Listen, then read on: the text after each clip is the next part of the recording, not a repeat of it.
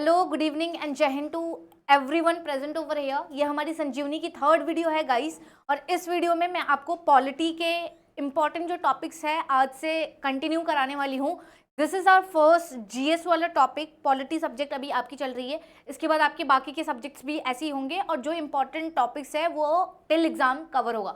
तो आज का हमारा टॉपिक है बच्चों, that is your schedules of the Indian constitution. अब शेड्यूल्स में जो आप सबको ट्रिक्स मालूम है, tears of the old PM, ना दिस इज नॉट पूरा का पूरा इंपॉर्टेंट तो है, लेकिन दिस इज नॉट इनफ और रेलेवेंट। इतनी सी इंफॉर्मेशन से आपका सीडीएस तो नहीं क्लियर होगा।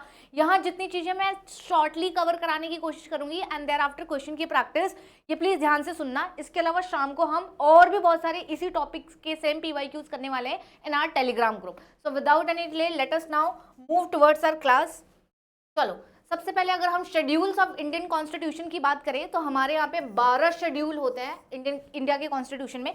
इन शेड्यूल्स में जैसा तुम लोगों ने बहुत बार या बहुत जगह से सुना होगा टीयर्स ऑफ ओल्ड पीएम करके, एक बार जरा ध्यान से देख लेना। शेड्यूल 1, 2, 3, 4 एंड 5, पहले 5 तक देख लेते हैं 5 में क्या आता है। 1 में जो है जैसे कि बोलते हैं ना टी, तो टी से आता है हमारा टेरिटरीज, उनके नाम और उनकी बाउंड्री की डिटेल। तो जो भी टेरिटरी हैं उनकी डिटेल्स, उनके नाम, उनकी बाउंड्री, ये हमारा शेड्यूल नंबर 1 में आता है। तो टी के बाद आता है ई। ई से आपके हो जाते हैं इमोल्यूमेंट्स एंड सैलरीज। तो क्या हो जाएगा, इसमें आएगा emoluments and salaries. E for क्या होता है, इमोल्यूमेंट्स एंड सैलरी। और किस किस की सैलरी, ये बात आपको फोकस करनी है। बस इतना इंफॉर्मेशन होना इज नॉट इनफ कि सेकेंड शेड्यूल में इमोल्यूमेंट सैलरीज आती हैं। यहाँ पे डिटेल्स ऑफ प्रेसिडेंट है, उनके equivalent in the state is your governor. पर स्पीकर एंड डेप्यूटी स्पीकर हो गए, they are presiding officers of your Lok Sabha. इसके अलावा राज्यसभा के भी हमारे कौन से होते हैं, चेयरमैन एंड डेप्यूटी चेयरमैन। इसके अलावा सुप्रीम कोर्ट और हाई कोर्ट के जजेस and controller and auditor general. आप मुझे बताएंगे ये आर्टिकल नंबर 148 में आते हैं कि आर्टिकल नंबर 76 में आते हैं, इसमें आते हैं कैग। ओके, तो ये हमारे हो गए वो लोग जिनकी सैलरी या इमोल्यूमेंट्स की बात करी गई है शेड्यूल नंबर 2 में। और शेड्यूल 3 की तरफ आते हम, टी ई के बाद ए फॉर हमारा होता है एफर्मेशन एंड ओथ। शपथ एंड एफर्मेशन किस किस की हैं, of all the authorities such as सारे के सारे मेंबर ऑफ पार्लियामेंट, सारे के सारे मेंबर ऑफ लेजिस्लेटिव असेंबलीज, जजेस की शपथ। इसके अलावा स्टेट एंड सेंट्रल मिनिस्टर्स, इसके अलावा CAG except president and vice president, बाकी सारे एमपी एमएलए इन सब का हमारे कैग हो गए, बाकी मिनिस्टर स्टेट और सेंटर हो गए, सबका जो ओथ एफर्मेशन है ये शेड्यूल 3 में आता है। एक्सेप्शन पे यहाँ पे प्लीज फोकस करना। एक्सेप्शन में यहाँ पे साफ साफ दिख रहा है कि प्रेसिडेंट और वाइस प्रेसिडेंट जो है इनका ओथ एफर्मेशन शेड्यूल नंबर 3 में मेंशन नहीं है।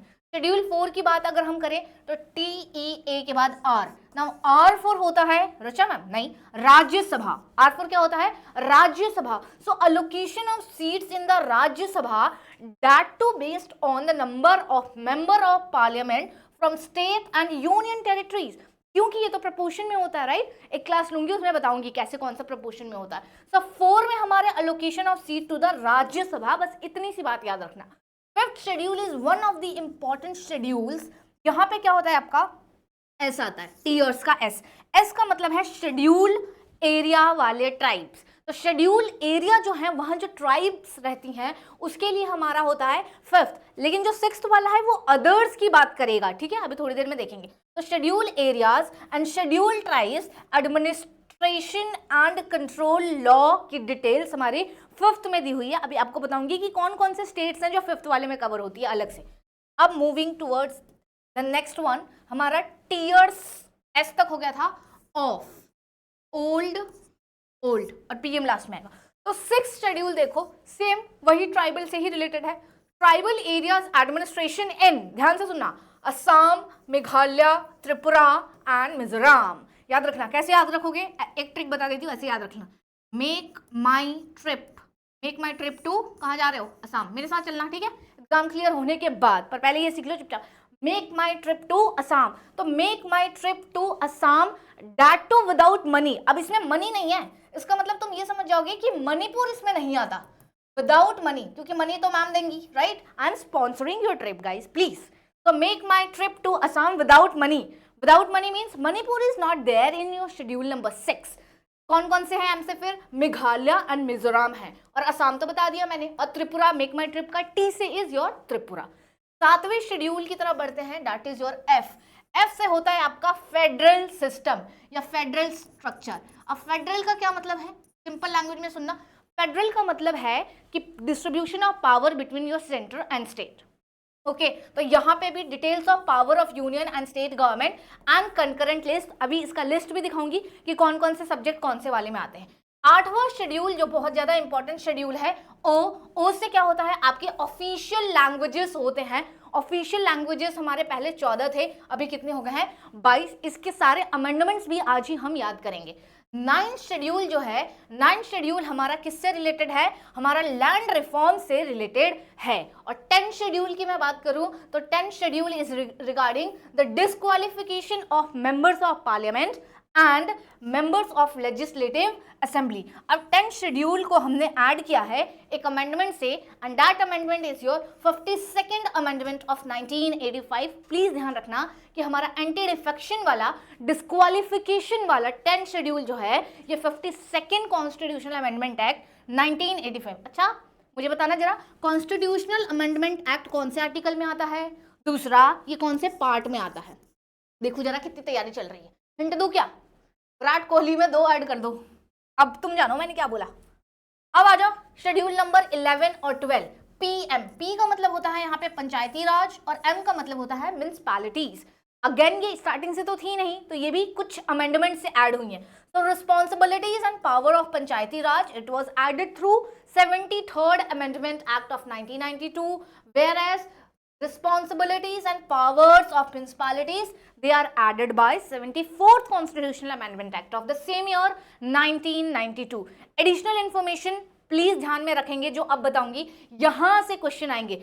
एक बार एक झलक में TEARS OF OLDPM ये पता चल गया। ये था मैम हमारा 73rd अमेंडमेंट, ये 74th, दोनों का कौन सा ईयर था? 1992, दोनों में सेम लिख दोगे। अच्छा, यहाँ पे इमोल्यूमेंट्स एंड सैलरीज में किस किस की सैलरी आती थी? अब ध्यान रखो, ओथ में कौन से 2 बंदों की ओथ नहीं होती थी? यहाँ पे याद करो, पी से था एंड वाइस प्रेसिडेंट, ये हो गए। इसके अलावा शेड्यूल एरियाज हो गए, अदर शेड्यूल एरियाज। अब इसमें मेक माई ट्रिप बताया था to Assam without money, Manipur नहीं है इसमें, तो ये आप याद रखेंगे। इतनी बातें क्लियर हो गई, तो आगे बढ़ते हैं हम।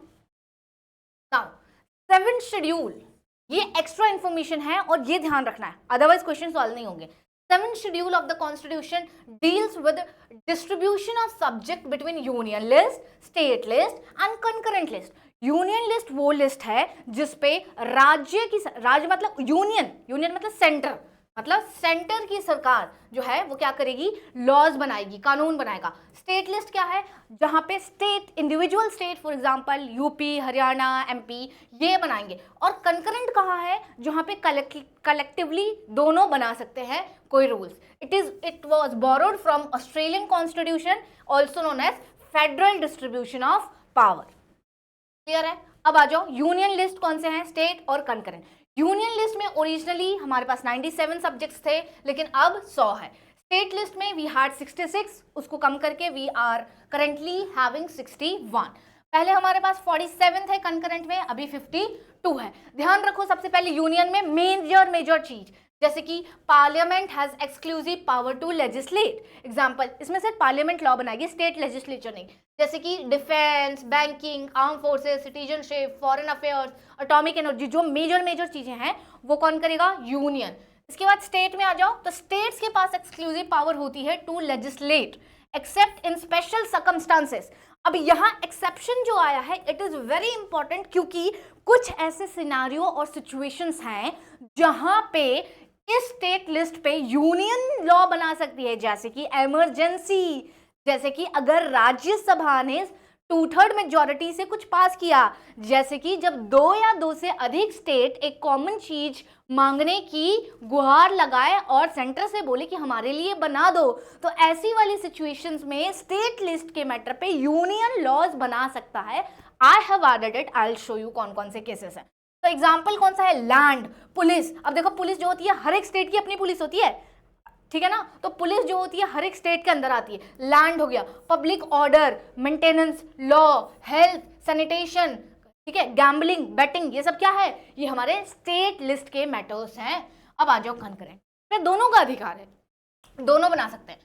Both union and state can legislate, but in case of conflict, union law prevails. यहाँ पे क्या दिखाता है कि हमारा देश एक फेडरल कंट्री है, बट यूनिटरी बायस्ड है, यानी कि यूनियन जो है यूनियन के लिए बायस्ड है। यूनियन को हमने यहाँ पे क्या दे दिया, ज्यादा पावर दे दिया। एग्जाम्पल्स क्या है, जैसे मैरिज और डाइवोर्स हो गया, ठीक है, ये दोनों में। एजुकेशन हो गया, इलेक्ट्रिसिटी, एग्रीकल्चरल। अब देखो एग्रीकल्चरल डिस्प्यूट्स में तुम स्टेट नहीं डालोगे, ये दोनों में आ सकते हैं, ठीक है। फॉरेस्ट हो गया, तो ये बहुत अच्छे से, शादी, जंगल, बिजली, पढ़ाई, एग्रीकल्चरल डिस्प्यूट, ये कॉन्करेंट लिस्ट में है, याद रखिएगा।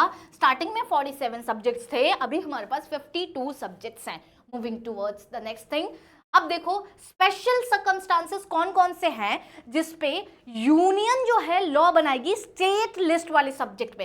पहला सिचुएशन, जब देश में नेशनल इमरजेंसी लगा हो तब, तो क्या कर सकता है, स्टेट वाला लेजिस्लेचर काम नहीं कर रहा है, यूनियन जो है, पार्लियामेंट जो है लॉ बनाएगा स्टेट के लिए। It comes under article number 250।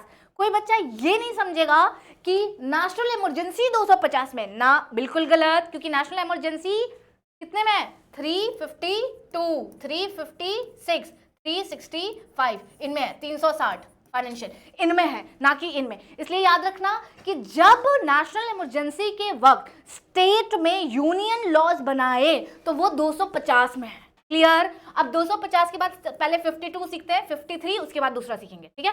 250 के बाद 52 देखो, जब दो या दो से अधिक स्टेट्स रिक्वेस्ट करेंगी सेंटर को कि हमारे लिए कुछ बना दो, तो जिन जिन स्टेट्स ने रिक्वेस्ट किया है सिर्फ उसी स्टेट में यूनियन ऐसे लॉज लेके आएगा। अब ध्यान रखने की बात है कि आसपास के पड़ोसी राज्य में नहीं हो जाएगा, जिन्होंने रिक्वेस्ट नहीं करी उनमें कोई लॉज नहीं इम्प्लाई होंगे, सिर्फ और सिर्फ वहां पे होंगे जिन्होंने रिक्वेस्ट करी है। इसके अलावा आ जाओ आर्टिकल नंबर 253। देखो कैसे याद रखोगे, 250 वो इमरजेंसी के वक्त, उसके बाद 250 में, 52 में 2 या 2 से 3 स्टेटों ने मिलकर गुहार लगाया। 253 आ जाओ, 253 में हमारा होता है टू इम्प्लीमेंट इंटरनेशनल ट्रीटीज और अग्रीमेंट। अगर स्टेट में कोई भी इंटरनेशनल ट्रीटी, कोई अग्रीमेंट लागू करनी है तो उस टाइम पे हमें 253 आर्टिकल का इस्तेमाल करना है, और उस केस में सेंटर जो है वो स्टेट में लॉज बना सकती है। लास्ट जो है आपका, राज्यसभा जब रेजोल्यूशन पास करती है स्पेशल मेजॉरिटी से 2/3, तब क्या कर सकता है, स्टेट के ऊपर यूनियन अपना कोई एक रूल बना सकता है। ये ऐसा तब होता है जब राज्यसभा को ऐसा फील हो कि सिटीजन या स्टेट के हित में उसे कुछ लॉ बनाना चाहिए। So once the Rajya Sabha is done with its 2/3 की special majority, then the Lok Sabha will again give its thumbs up to okay, चलो लॉ बना देते हैं, then it will go to president for his assent. अब एक लास्ट केस रह गया है, प्रेसिडेंट रूल। प्रेसिडेंट रूल जब आर्टिकल 356 से लगता है तो स्टेट तो उस टाइम डिसमिस हो जाती है, and then the entire power is being taken over by the union. तो उस टाइम यूनियन गवर्नमेंट अपने हिसाब से लॉ बना सकती है। प्लीज ध्यान रखना, सिर्फ टीयर्स ऑफ ओल्ड पीएम से काम नहीं चलेगा यहाँ सीडीएस में। चलो, states cover under 5th schedule. तो जब मैं ट्राइबल एरियाज बता रही थी, अब ये मैप देखो, इस मैप से आपको पता चल जाएगा कि ट्राइबल यहाँ पे कौन कौन से 5th शेड्यूल के एरियाज हैं, कौन कौन से डिस्ट्रिक्ट्स हैं, 6th शेड्यूल के कौन से हैं और कौन से शेड्यूल में नहीं आते। जो ग्रीन वाला दिख रहा है बेटा आपको, नॉर्थ ईस्ट वाला, ये हमारा 6th शेड्यूल है। याद करो वो दिन लद्दाख जो रोना गाना चल रहा था, याद है। जो पिंकी जी आपको दिख रही हैं, ये कौन सी है, ये हमारे 5th शेड्यूल की है। तो 5th शेड्यूल का स्पेक्ट्रम देखो कितना बड़ा है, जबकि 6th वाले का ग्रीन बहुत लिमिटेड है, only in the north eastern part. अभी देख लेते हैं कौन कौन से 5th में आते हैं, देन विल सी 6th वाला। तो आंध्र प्रदेश, छत्तीसगढ़, झारखंड, अब देख रहे हो यहाँ ट्राइब्स रहती हैं, आंध्रा, छत्तीसगढ़, झारखंड, उड़ीसा, तेलंगाना, गुजरात, हिमाचल प्रदेश, मध्य प्रदेश, महाराष्ट्र एंड राजस्थान। एक बार ध्यान रख लेना, यूपी नहीं है, बिहार नहीं है, दूर दूर तक नहीं है, कर्नाटका नहीं है, केरला नहीं है, तमिलनाडु नहीं है, ठीक है। तो जो नहीं है अपना अपना स्टेट देख लेना भाई कौन कौन से है। प्रदेश वाले दो है, हिमाचल प्रदेश और मध्य प्रदेश। इसके बाद पास में महाराष्ट्र, राजस्थान, गुजरात, ये है। तेलंगाना, उड़ीसा, झारखंड, छत्तीसगढ़, आंध्रा, ये सारे हैं, ठीक है। प्रदेश वाले 3 है, सारे के सारे प्रदेश वाले हैं 5th में। Clear, okay. अब 42nd अमेंडमेंट में subject shifted from state list to concurrent. अब कौन कौन सी चीजें स्टेट से निकाल करके हमने कॉन्करेंट में डाला हुआ था, याद करो। कॉन्करेंट में क्या क्या था? शादी था क्या? एग्रीकल्चरल डिस्प्यूट था क्या? बताओ, अभी बताया थोड़ी देर पहले। ऑल राइट, एजुकेशन को हमने शिफ्ट कर दिया, फॉरेस्ट को, वाइल्ड लाइफ, बर्ड प्रोटेक्शन को, administration of justice, weight and measure, इन सबको हमने शिफ्ट कर दिया to concurrent list from your state list. अब languages related to the amendment, this is one of the important slides और important things to remember when it comes to schedules को पढ़ना। इसमें याद रखोगे, जब मैंने आपको पढ़ाया था टीयर्स ऑफ ओल्ड पीएम, जहां ओ का मतलब होता था ऑफिशियल लैंग्वेजेस 14 से 22, वहां पे ये अमेंडमेंट्स हुए हैं और इन सारे लैंग्वेजेस को इंसर्ट किया गया है through one of the amendments. पहला अमेंडमेंट जो होता है लैंग्वेज को लेके, that is your 21st constitutional amendment act of 1967, 6, 7 एक साथ और यहाँ 21। इससे हमने सिंधी लैंग्वेज को सबसे पहले ऐड किया था। कौन सी लैंग्वेज? सिंधी लैंग्वेज को ऐड किया। इसके बाद आया हमारा 71st कॉन्स्टिट्यूशनल अमेंडमेंट एक्ट। कौन सा? 71st। ये कब आया? 1992 में। इसमें हमने मल्टीपल लैंग्वेजेस को ऐड ऑन किया, जैसे कि कोंकणी, नेपाली और मणिपुरी। प्लीज याद रखना, कोंकणी, नेपाली और मणिपुरी, ठीक है। कर्णम मलेश्वरी जैसे नाम, कर्णम मलेश्वरी। तो कैसा हो रहा है ये हमारा हो गया 21 में सिंधी, 71 में कोंकणी, नेपाली और मणिपुरी। अब आ जाओ, यहाँ 92 ईयर एंड होता है। देखो, पहला हो गया 21st constitutional amendment act of 1967, फिर इसके नीचे 71st लिख देना। 71st constitutional amendment act, Konkani, Nepali, Manipuri, कौन से साल का? 1992। ये 1992 को उठा के यहाँ लिख देना, तो तुम्हारा हो जाएगा 92nd constitutional amendment act of 2003। क्या हो जाएगा? 2003। आज के आज क्लास में याद कर लो और रिवाइज कर लो if you have not done it already. तो 2003 में हमारा बोडो, डोगरी, मैथिली और संथली। तो वी हैव बोडो, डोगरी, मैथिली और संथाली लैंग्वेज। ये जो लैंग्वेजेस हैं ये हमारे 92nd कॉन्स्टिट्यूशनल अमेंडमेंट एक्ट 2003 से ऐड ऑन हुए हैं। इसके बाद हमारा आता है 96th अमेंडमेंट। इसी में 96th अमेंडमेंट में जो नाम है उड़िया से चेंज करके उड़िया कर दिया गया। याद रखना, अंग्रेजी, भोजपुरी ये सारे 8वें शेड्यूल के हिस्से नहीं है। तो क्या एक बार रिवाइज कर ले, 96th अमेंडमेंट याद हो गया, 92nd, 71st एंड 21। एक बार रुको, देखती हूँ कितना याद हुआ तुम्हें। अमेंडमेंट्स की बात करें तो 21st amendment, constitutional amendment act of 1967, कौन सा लैंग्वेज? मैम सिंधी, बहुत बढ़िया। Second 71st constitutional amendment act, कौन सा साल? मैम 1992। कौन सा लैंग्वेज? मैम मणिपुरी, नेपाली और कर्णम मलेश्वरी। हाँ, इसके बाद मैम यही 92 को यहाँ लेके आ जाओ, 92nd constitutional amendment act of 2003, कौन कौन सा? मैम बोडो, डोगरी, मैथिली, संथाली। इसके बाद कौन सा? 96th कॉन्स्टिट्यूशनल अमेंडमेंट एक्ट से उड़िया नेम को बदल दिया गया। आज के बाद याद रखना भाई, ये मैचिंग में आ जाते हैं, बाद में मुंह बनाओगे कि नहीं आया, गलत हो गया, ये वो फलाना ढिमका। ओके, 9th शेड्यूल की अगर हम बात करें तो 9th शेड्यूल हमारा कौन सा वाला था? It added the first amendment in 19। तो 9th शेड्यूल में हमारा पहला कॉन्स्टिट्यूशनल अमेंडमेंट एक्ट हुआ, दैट इज इन 1951। पर्पस क्या था? वही जमींदारी सिस्टम को हटाना, लोगों की लैंड की डिस्ट्रीब्यूशन करना और उन्हें क्या दिलाना, अगर कोई जमींदार जबरदस्ती उन पे कर रहा है तो उनको उनसे बचाना, सेफ गार्ड करना, ठीक है। अब पहले ऐसा था कि ये जुडिशियल रिव्यू या जुडिशियल स्क्रूटनी उस पर नहीं करी जा सकती थी, लेकिन बाद में थ्रू आयर क्योले वर्सेस तमिलनाडु का केस 2007 में सुप्रीम कोर्ट ने बोल दिया कि जो 9th शेड्यूल के केसेस होंगे वो जुडिशियल रिव्यू उसका हो सकता है। तो आज के दिन अगर मैं बोलूंगी कि क्या जुडिशियल रिव्यू हो सकता है 9th शेड्यूल या लैंड रिफॉर्म्स के बारे में, तो बोलोगे डेफिनेटली मैम हो सकता है, 2007 का केस। Now it's your practice time. गलत, पिटाई टाइम। चलो, तो the very first question is which of the following languages is not included in the 8th schedule of the constitution of India? बताओ। Bodo, Maithili, Santhali, Ladakhi, this is not right. तो हमारा answer हो जाएगा D. Now, telling you all these questions are your previous year questions, and after these questions, we'll be providing you questions same topic से और ज्यादा in our Telegram group. So you are suppose to come there and attend and see your preparation. Okay, now second question is in which of the schedules of the constitution of India provision as to disqualification on the grounds of defections. Very easy, right? Which one? 9th है क्या? नहीं, land reforms था ma'am, वो तो 11th होगा फिर, right? अच्छा, पंचायती राज क्या है तो 10th schedule is the correct answer. चलो next question is your which one of the following languages was added by 8th schedule by the constitutional amendment in 1967. याद करो, क्या ये 21st constitutional amendment है 1967 की बात नहीं कर रहा है. तो यहाँ पे एक लैंग्वेज ऐड हुआ था जिसका नाम एस से है.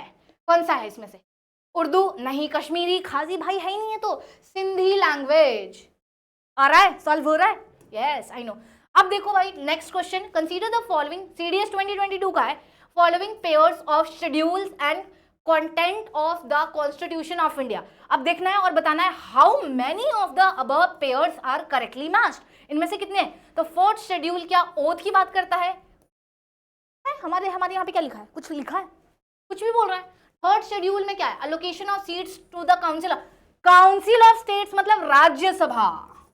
राज्यसभा की बात चलिए. राज्यसभा किसमें आता है? TEAR, R 4 में आता है. गलत. 3rd भी गलत हो गया, 1 भी गलत हो गया क्योंकि 1 तो T टेरिटरी से है. 5th शेड्यूल में बात कर रहे हैं provisions related to the administration of the schedule areas and schedule tribes. Perfectly correct. 9th schedule provision related to the administration of the tribal areas. टेढ़ा बना रहे हैं, गलत है. 6th शेड्यूल है ये. तो कितना स्टेटमेंट सही है? सिर्फ एक स्टेटमेंट सही है. कोई बच्चा 3 पे टिक नहीं लगा देगा कि 3 वाला सही है. पूछे हाउ मेनी, इनमें से कितना सही है? Only 1 is correct. Next question. चलो, if a particular area is brought under 5th schedule of the constitution, अगर किसी एरिया को हमने 5वें अनुसूची में डाल दिया of India, which of the following statement best reflects the consequences of it. तो उसका क्या फायदा होगा? क्या फायदा होगा? The state having such area would be declared a special category state. This would convert that area into union territory. कुछ भी. Next, this would create a local self governing body. अच्छा, this would prevent the transfer of land of tribal people to non-tribal people, which is the perfect answer according to you. एक question homework दे दूं क्या? ये वाला दे दूं? Let me see और question. नहीं. Okay, so the last question is your answer and from here you will पहले तो answer it and उसके बाद आप टेलीग्राम पे आएंगे and before that you will also comment below how is this initiative and are you liking it or loving it or not. Leave your comments below. We'll give it a thumbs up or like. Also let me know which are the topics you are facing difficulty in. कौन से areas polity में, geography में, किस में आपको दिक्कत आ रही है, इकोनॉमिक्स में. मैं वो टॉपिक्स आपको मिनिमम टाइम में करा के, रिवाइज करा के, ट्रिक्स बता के क्वेश्चन लगवा दूंगी ताकि एग्जाम से पहले आपको, आपका जो ये ब्रेन है ये रेडी हो जाए, बैटल रेडी हो जाए कि वहाँ गलत नहीं. Okay, I will see you in the next video. Till then take care of yourself. Jai Hind.